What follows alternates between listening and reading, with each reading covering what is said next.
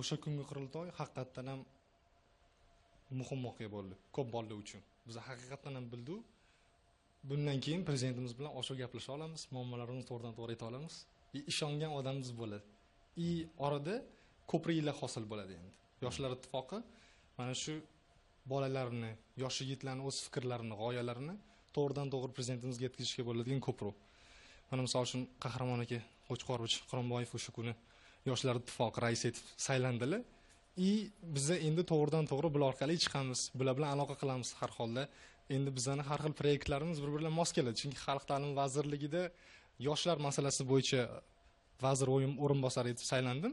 Endi bu o'zimni lavozimimdan kelib chiqib, albatta yoshlarimizni hayotida, ularni jamiyatimizda faol bo'lishiga o'zimni qo'limdan kelguncha hissamni qo'shishga harakat qilaman. Keyin yana bitta narsani aytib o'tdingiz, ijtimoiy tarmoqlarda juda ham savollar ko'payib ketdi. Ochig'ini aytsam, men o'zim akkauntimni udalid qildim, sababi bilardim, juda ham ko'p savollar kelardi. Bugun o'sha savollarga qo'rqmang, turaversiz. Endi o'shanga endi hozir plan qilindi, ochiq oydin oldinga qo'yilgan maqsadlarni bizdan o'zimizga shaffof qilib ko'rsatish. Ya'ni maqsad prezidentimiz o'zlariga har bitta davlat xodimiga virtual qabulxona ochtirdilar. Biz ham endi men yosh kadr sifatida o'zim uchun alohida planlar qo'yib qo'ydim. Nima kuniga qancha proyektlar qilinadi va 1 yildan keyin prezidentimiz uchun topshiriladigan har bir proyekt. O'sha kunga ko'p savol tushdi. Nega endi bu yigitni tanladilar? Birdaniga qaysi nima ko'rsatgan, misol uchun karomat uchun degan savollar bo'ldi-da. Menimcha bu narsa birdaniga haqiqatan ham birinchidan prezidentimiz nazariga tushishim o'sha vaqtda aytganingizdek ikkinchi bo'lib chiqdim.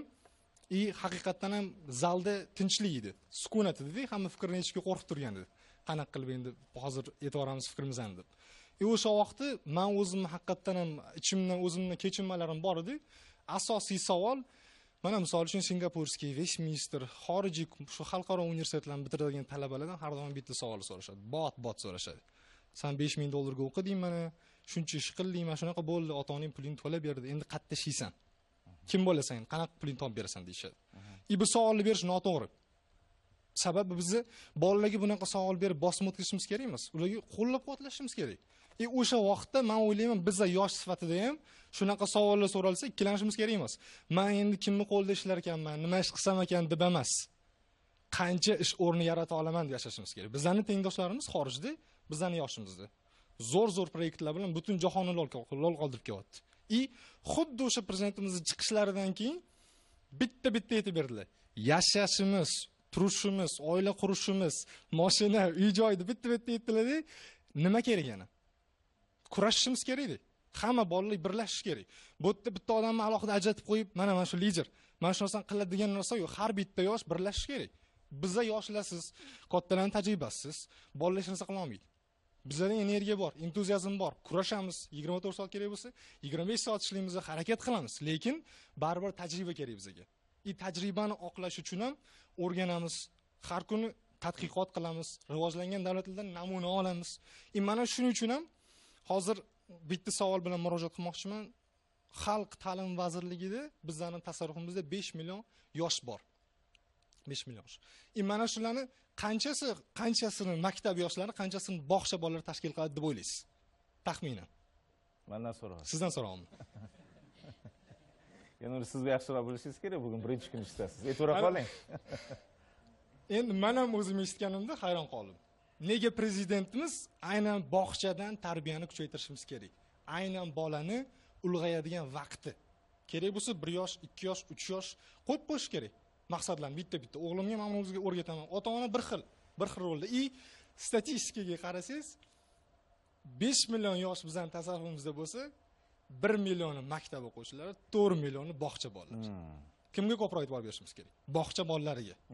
Agar bog'cha bolalaridan programmalarni, sistemani mustahkamlashtirsak va tizimda ketma-ket ularga har bitta zamonaviy davlatlarda qilingan misollarni olib mahalliylashtirsak, globalizatsiya bor-ku. Think global, act local deyshadi. Ya'ni global fikrlab mahalliylashtirishimiz kerak. Olamiz, misollarni ko'ramiz, hammasini tahlil qilamiz, O'zbekistonga moslashtiramiz. Meni o'zim o'ylashimcha ham, mana bizning hozir Xalq ta'limi vazirligida bolalar maktabgacha bo'lgan ta'limida ustuvor 5 ta asosiy kriteriyalarga nisbatan tayyor bo'lish kerak maktabga. Chunki maktabda yaxshi o'qish uchun bog'chada yaxshi bilim berish kerak. O'sha bilimlar yaxshilab qarasam, endi men o'zim ingliz tilida o'qiganman ko'p. Ingliz tilida birinchi tadqiqot qildimda, keyin o'zbek tilidan qidirsam, o'zi bizda hammasi yozib qo'yilgan ekan-da, chiroyli qilib.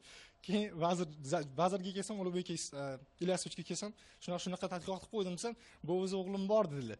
Ko'ringman dedilar, qog'ozni berdilar. Ochsam xuddi shu narsa. IQ, EQ. O'sha intelligence quotient, keyin еще emotional. Ikkiligini analiz qilingan, hammasi olingan, qo'yilgan, faqat uni tajribada qo'llashimiz. Eng muhimi ota-ona bilan maktab, bog'cha mudiralari, maktab o'qituvchilari orasida bog'liqlik yaratish. Ota-ona muammosini o'qituvchisiga aytsa, o'qituvchisi ota-onaga aytish kerak. Bitta taraf ishlasa yenga olmaydi. Bolani ikki tarafdan ham hamkorlik qilib, alohida kerak bo'lsa treninglar qilib, ularni o'rganishimiz kerak. Mana endi shu narsaga bizda yoshlar mas'ulmiz. Prezidentimiz meni o'ylashimcha ham buni misol qilib, aynan mana nega o'sha kuni hammani oldida bu joyga chiqarib saylaganlarining sababi ham yoshlar qo'rqmasin. Yanagi yil agar men shu vazifani oqlayman, oqlaganimdan keyin yana 10 ta bola chiqar balkim. Prezidentimizni ko'rdinglar o'sha kun qanaqa kayfiyatda bizani chiqmayman, eshitaman bolalar turganlarini. Balki undan ham ko'proq odam bo'lar. Shuni isbotlash uchun endi harakat qilamiz.